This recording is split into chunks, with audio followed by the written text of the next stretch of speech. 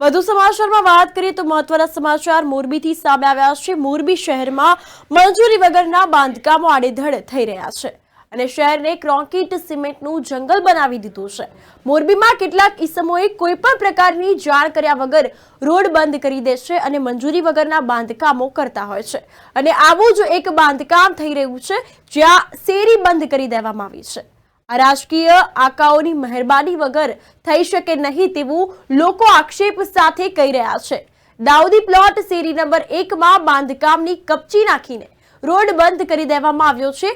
મોરબી શહેરમાં વાહનો અને વસ્તીનો જેટ ગતિએ વધારો થતા હાલના રોડ રસ્તાઓ સાંકડા પડી રહ્યા છે, ત્યારે અમુક રાજકીય આકાઓના જોરથી કૂદતા લોકો રોડ બંધ કરી દેતા હોવાથી લોકો ટ્રાફિક સમસ્યામાં હેરાન થતા જોવા મળ્યા છે। તો આ સાથે જ્યારે મોરબીનું વહીવટી તંત્ર ધતરાષ્ટ્રની ભૂમિકામાં છે, બેદરકારી દાખવતા રાજ્ય સેવકોના કારણે સરકાર બદનામ થઈ રહી છે।